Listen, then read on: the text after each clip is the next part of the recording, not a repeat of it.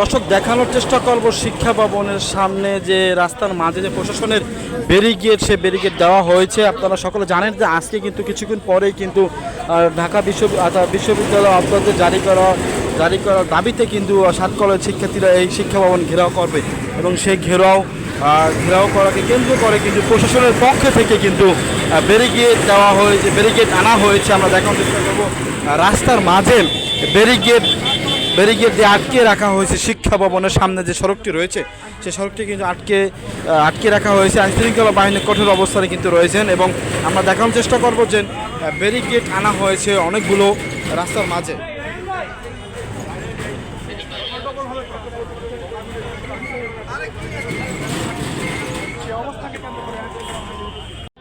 দর্শক, শিক্ষা ভবনের সামনে প্রশাসনের যে কঠোর অবস্থান সেটি আপনাদেরকে দেখানোর চেষ্টা করব এবং আমরা কিন্তু এখন অবস্থান করছি শিক্ষা ভবনের সামনে।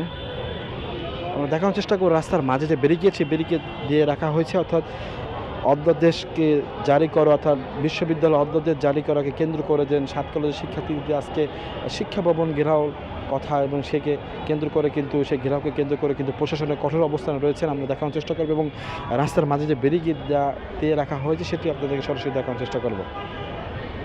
ব্যারিকেডের ওপারেই কিন্তু প্রশাসন অবস্থান নিচ্ছেন, কঠোর থেকে কঠোর অবস্থানে কিন্তু প্রশাসন